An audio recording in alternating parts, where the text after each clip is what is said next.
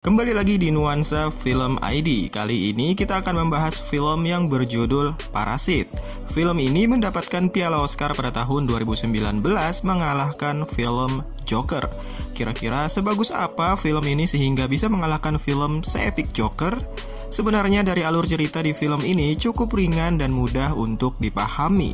Namun plot twist di film inilah yang justru membuat penonton terkagum-kagum. Bagaimana kira-kira ceritanya? Mari kita ulas di alur ceritanya berikut ini. Film ini dimulai dengan memperlihatkan sebuah keluarga miskin yang tinggal di basement apartemen. Saking miskinnya, untuk menerima pesan WhatsApp saja, mereka harus mencari sinyal wifi gratisan dari atas apartemen. Keluarga ini terdiri dari sang ayah yang bernama Kim, sang ibu yang bernama Chung Suk, anak pertama yang bernama Ki-woo, dan anak kedua yang bernama Ki-jung. Mereka semua tidak memiliki pekerjaan tetap. Untuk bertahan hidup, mereka bekerja serabutan, dan kali ini mereka mendapat pekerjaan untuk melipat kotak pizza. Namun, kotak pizza yang mereka lipat banyak yang tidak rapi, sehingga upah mereka dipotong 10% dari kesepakatan awal.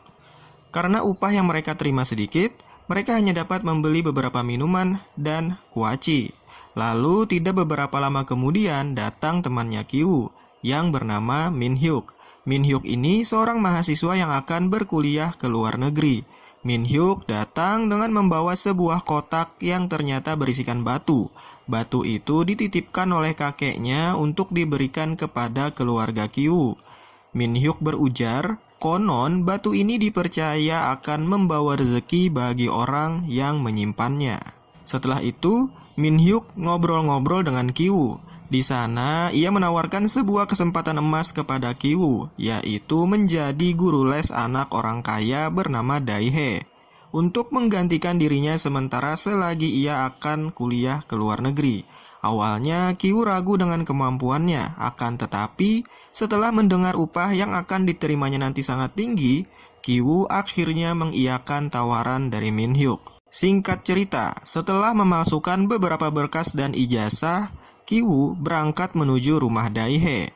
Sesampainya di sana, Ki-woo langsung disambut pembantu yang ada di sana, dan pembantu itu mengatakan jika rumah mewah ini hasil dari rancangan arsitek terkenal di Korea yang bernama Namgong. Di sana, Ki-woo tidak mau identitas sebenarnya diketahui sebagai orang miskin. Maka dari itu, ia menggunakan nama samaran yang cukup keren, yaitu Kevin. Dan mulai sekarang kita panggil saja Ki-woo sebagai Kevin. Di hari pertamanya mengajar, Kevin berhasil membuat ibu Dae-hye terkesan. Dan ia mendapat upah pertamanya untuk tetap mengajar di sana selagi Min Hyuk kuliah ke luar negeri. Lalu saat lagi asik-asiknya mengobrol, obrolan mereka teralihkan dengan tingkah caper dari seorang bocil yang bernama Da-song. Da-song ini adalah adik laki-laki dari Dae-hye yang cukup bebal dan sulit untuk diatur. Kata ibunya, Da-song menyukai pramuka dan memiliki bakat menggambar. Tetapi saat ini ibunya mengatakan jika mereka belum menemukan satupun guru seni yang cocok untuk mengajari anak seperti Da-song. Mendengar hal itu, Kevin memanfaatkan keadaan. Di sana, ia mengarang cerita bahwa mengenal seorang guru seni kelas kakap yang sanggup memoles bakat Da-song, hingga bisa menjadi pelukis yang handal.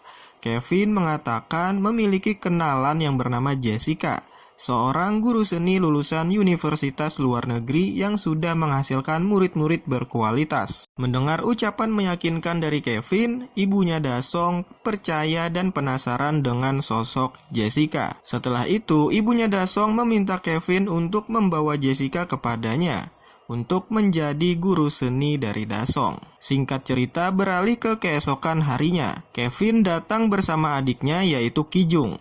Ternyata Kevin menyuruh adiknya untuk menjadi guru seni gadungan dan menggunakan nama samaran yaitu Jessica. Jessica disambut dengan hangat dan dipersilahkan untuk langsung mengajar Da-song di kamarnya. Setelah selesai mengajar, Jessica memperlihatkan hasil gambaran Da-song kepada ibunya.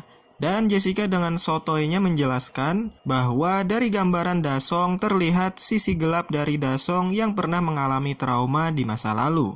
Mendengar hal itu, ibunya Da-song langsung terkejut dan tidak menyangka anak kesayangannya ternyata memiliki trauma yang cukup kelam di masa lalu. Lalu Jessica menawarkan kelas tambahan bersamanya untuk melakukan terapi seni kepada Dasong agar mentalnya tidak terganggu di masa depan. Tidak berapa lama kemudian datang ayahnya Dasong. Beliau bernama Park Dong-ik. Beliau ini seorang pengusaha sukses di bidang teknologi. Jessica, this is Dong-ik. 안녕하세요. Melihat Jessica akan pulang sendirian, Tuan Park menyuruh supir pribadinya untuk mengantarkan Jessica pulang. Saat di mobil, si supir ini sepertinya naksir dengan Jessica. Ia memaksa Jessica untuk mengantarnya sampai depan rumah. Namun karena takut identitas aslinya terkuak, Jessica meminta si supir untuk mengantarkannya ke stasiun terdekat saja. 전철 말고 벤츠로 쭉 가시죠. 저 해화역 3번 출구에서 남자친구 만나기로 했거든요. Muak dengan gombalan si supir, Jessica kepikiran untuk melengsarkan si supir dari pekerjaannya. Lalu Jessica dengan sengaja meninggalkan celana dalamnya di dalam mobil Tuan Park agar si supir dicurigai telah berbuat tidak pantas di mobil majikannya. Singkat cerita, beberapa hari kemudian, saat perjalanan pulang, Tuan Park menemukan celana dalam wanita di mobilnya. Yang sudah jelas itu celana yang ditinggalkan Jessica beberapa hari yang lalu. Lalu Tuan Park memberitahukannya kepada istrinya, dan kini Tuan Park serta istrinya mencurigai supir pribadinya sudah melakukan hal-hal di luar batas yang membuat mereka akan segera memecatnya. Terlihat Jessica menguping pembicaraan Tuan Park dan istrinya. Kemudian Jessica berpamitan untuk pulang. Mengetahui si supir segera dipecat, akal bulus Jessica muncul. Ia mengarang cerita memiliki seorang paman yang bernama Paman Kim, seorang supir senior yang syarat pengalaman. Jessica lalu merekomendasikan pamannya itu untuk menjadi supir baru keluarga Tuan Park. Mendengar cerita manis Jessica, istri Tuan Park tertarik untuk merekrut Paman Kim sebagai supir baru di keluarganya. Kita beralih ke keesokan harinya. Terlihat Kevin bersama ayahnya yaitu Kim sedang mempelajari fitur-fitur canggih yang ada di mobil mewah. Sudah bisa ditebak bahwa Paman Kim yang dimaksud Jessica kemarin adalah ayahnya sendiri. Singkat cerita, kini Kim, ayah dari Jessica dan Kevin, resmi menjadi supir baru keluarga Tuan Park. Dan saat ini tersisa posisi Bibi sang pembantu rumah tangga yang belum mereka ambil alih posisinya. Singkat waktu, Kevin dan Jessica mulai menyusun rencana untuk menyingkirkan Bibi dan berencana menggantikannya dengan ibu mereka, yaitu Jung-suk. Suatu ketika saat mengajar, Kevin mendapatkan informasi yang sangat berharga dari Dae-hae. Diketahui bahwa Bibi ternyata memiliki alergi terhadap buah kesukaan Dae-hae, yaitu buah persik. Singkat cerita, mereka pun mulai menaburkan serbuk-serbuk buah persik kepada sang bibi, dan beliau pun langsung mengalami gejala alergi. Melihat bercak darah yang ada di tisu, istri Tuan Park mengira bibi mengidap penyakit TBC yang bisa menular. Dan berdasarkan dari kejadian itu, kini bibi akhirnya dipecat oleh keluarga Tuan Park.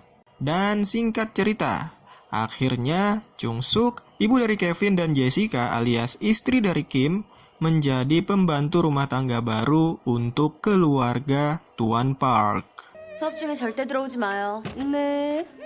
Kini seisi rumah Tuan Park bisa dibilang dikuasai oleh keluarga Kim yang semuanya bekerja di sana. Tentu tanpa disadari oleh sang tuan rumah. Sebenarnya mereka semua adalah satu keluarga. 우리 4명 그 월급을 다 합쳐봐. 매달 그 집에서 넘어오는 우리 집으로 넘어오는 돈이 이게 장난이 아니야. Suatu hari, Tuan Park dan semua anggota keluarganya akan bersiap pergi berkemah untuk merayakan pesta ulang tahun Dasong. Dan setelah keluarga Tuan Park pergi, kini sisi rumah mewah itu dikuasai oleh keluarga Kim. Mereka berbuat semaunya, merasa rumah itu seperti milik mereka sendiri. Mulai dari Kim dan Chung Suk yang tidur-tiduran di sofa, Jessica yang memakai kamar mandi Tuan Park, hingga Kevin yang masuk ke kamar Dae-hye seenaknya. Kesempatan itu benar-benar tidak disia-siakan keluarga miskin ini, hingga malam pun tiba. Mereka menikmati kebersamaan sambil memandangi cuaca di luar rumah yang sedang hujan deras. Di tengah-tengah kebersamaan mereka dikejutkan dengan bunyi bel rumah. Seketika mereka mulai panik. Dan setelah dicek, ternyata yang menekan bel rumah adalah Bibi yang sebelumnya dipecat. Bibi meminta untuk diizinkan masuk sebentar. Ia mengaku ada barang-barangnya yang tertinggal di dapur bawah basement. Mendengar hal itu akan baik-baik saja, Chung Suk mengizinkan Bibi untuk masuk ke dalam rumah. Lalu dirasa terlalu lama berada di dapur basement, Chung Suk menyusulnya ke sana. Dan ternyata Bibi bukan mengambil barang-barangnya yang tertinggal.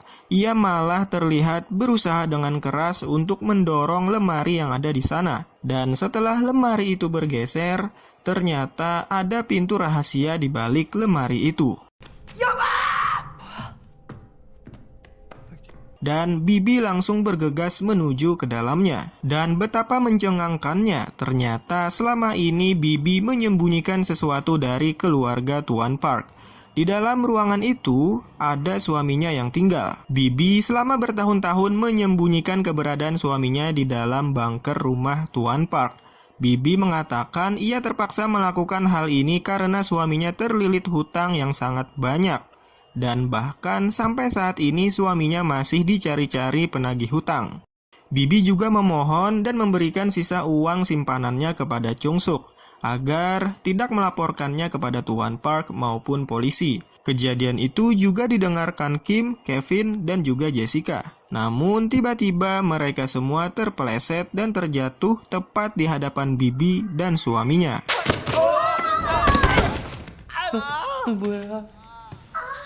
Seketika Bibi mengenali mereka semua, dan dengan cepat Bibi langsung merekam mereka semua dengan handphone miliknya. Karena kakinya terjepit oleh Kim, Kevin malah menyebut Kim dengan sebutan ayah, dan hal itu membuat Bibi menyadari bahwa mereka semua adalah satu keluarga yang telah mengelabui Tuan Park.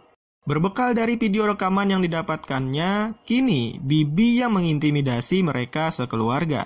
Bibi mengancam akan mengirimkan bukti video itu ke Tuan Park jika keluarga Kim tidak mau menuruti perkataannya. Dan kini keadaan menjadi berbalik.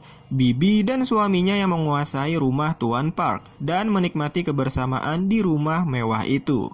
Sementara Kim dan keluarganya menjadi sandera sang bibi.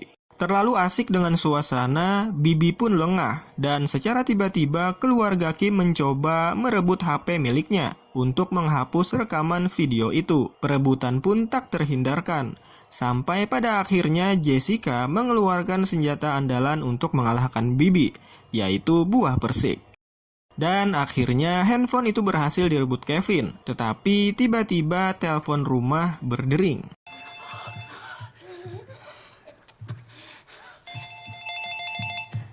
Di luar dugaan mereka semua, ternyata yang menelpon adalah istri Tuan Park. Istri Tuan Park mengatakan bahwa mereka sekeluarga membatalkan kegiatan berkemah dikarenakan hujan yang begitu deras. Dan kini istri Tuan Park mengabarkan akan segera tiba di rumah kurang lebih 8 menit lagi. Sontak mereka pun menjadi panik dan mulai bergegas membersihkan sisa-sisa kekacauan sebelumnya. Lalu Kim dan Kevin mengurung Bibi dan suaminya ke dalam bunker. Dan untungnya, tepat pada waktunya, keluarga Tuan Park tiba di rumah tanpa menyadari hal mengerikan yang sebenarnya terjadi sebelumnya. Di dalam bunker, Bibi sebenarnya sempat melawan dan akan beranjak kabur. Namun belum sempat keluar pintu basement, Chung Suk langsung menendangnya kembali, yang mengakibatkan Bibi terjatuh dan kepalanya membentur tembok cukup keras. Lalu Kim kembali membawanya ke dalam bunker. Dan di dalam bunker itu Kim merasa aneh melihat tingkah suami Bibi yang memuji-muji Tuan Park. Dan saat Tuan Park menaiki tangga, ia langsung menyalakan lampu-lampu tangga yang ada di sana. Dan ternyata selama bertahun-tahun setiap kali Tuan Park kembali ke rumah, ia selalu menyalakan lampu-lampu di tangga itu. Jadi lampu-lampu itu menyala bukan karena sensor gerak atau semacamnya, melainkan ulah suami Bibi yang menyambut setiap kedatangan Tuan Park. Ternyata ia juga sering mengirimkan ucapan terima kasih kepada keluarga Tuan Park yang secara tidak langsung memberinya makan dan tempat tinggal, dengan mengirimkan sandi Morse lewat kedipan lampu di tangga. Ia beranggapan suatu saat Dasong yang menyukai pramuka mengerti sandi-sandi Morse yang ia kirimkan selama ini melalui kedipan lampu. Kemudian saat mau mengikat Bibi, Kim menyadari bahwa kepala bagian belakang Bibi mengalami pendarahan. Kim sempat mengira Bibi sudah mati, namun setelah dicek, saat itu Bibi hanya pingsan. Kini Kim mengurung Bibi dan suaminya di dalam bunker dan menyembunyikan tuas pembuka pintu bunker ke atas lemari yang ada di basement. Sementara itu, Kevin bersembunyi di bawah kasur Daehae dan Jessica bersembunyi di bawah meja ruang tamu. Kemudian dirasa keadaan sudah aman, Kim dan Kevin mencoba mengajak Jessica yang ada di bawah meja untuk kabur keluar. Namun tiba-tiba Dasong turun dan membawa perlengkapan berkemahnya menuju halaman depan rumah. Sontak, mereka bertiga langsung bersembunyi ke bawah meja. Lalu Tuan Park dan istrinya memutuskan untuk tidur di sofa malam ini sambil mengawasi Dasong dari dalam rumah. Saat berbaring di sofa, Tuan Park merasa mencium bau seperti bau badan dari supirnya yang baru, yaitu Kim. Di sana Tuan Park curhat kepada istrinya bahwa sebenarnya ia merasa risih dengan bau badan dari Kim yang menurutnya seperti aroma sayuran basi. Mendengar hal itu, Kim yang berada di bawah meja hanya bisa terdiam tanpa berbuat apa-apa. Walaupun sebenarnya perkataan itu membuatnya sangat sakit hati. Lalu saat Tuan Park dan istrinya sudah tertidur, mereka bertiga keluar dari bawah meja untuk kembali pulang ke rumah mereka. Terlihat keadaan di luar rumah masih diguyur hujan yang cukup deras. Setibanya di rumah, di luar dugaan mereka, ternyata rumah mereka dilanda banjir. Mereka berusaha semaksimal mungkin untuk menyelamatkan barang-barang berharga yang mereka miliki, termasuk batu yang dianggap membawa rezeki itu. Kini kita beralih ke bawah basement. Terlihat Bibi dan suaminya masih terikat di sana. Walaupun Bibi sempat sadar dari pingsannya dan memberitahukan kepada suaminya bahwa ia merasa mengalami geger otak gara-gara ditendang cungsuk saat mau keluar pintu basement. Akibat benturan keras di kepalanya itu, Bibi pun tidak bisa bertahan lebih lama lagi dan menghembuskan nafas terakhirnya di dalam bunker itu. Sontak itu membuat suami Bibi menaruh dendam dengan cungsuk yang secara tidak langsung telah membunuh istrinya. Lalu terlihat lampu di tangga berkedip beberapa kali dan Dasong melihatnya. Ternyata itu adalah ulah suami Bibi yang mengirimkan sandi Morse dengan kata tolong, berharap ia mendapat pertolongan untuk menyelamatkan istrinya. Namun Dasong si bocil hanya bisa menerjemahkan sandi itu tanpa berbuat sesuatu. Kembali ke keluarga Kim, kini mereka semua berada di pengungsian. Terlihat Kevin masih memegangi dengan erat batu itu. Di sana Kevin mengatakan kepada ayahnya, ia akan bertanggung jawab atas apa yang ia lakukan sejauh ini. Singkat waktu, malam yang kelam itu sudah berlalu. Kini cuaca terlihat sangat cerah pada hari itu dan istri Tuan Park berencana untuk mengadakan pesta ulang tahun Dasong hari itu di halaman depan rumah.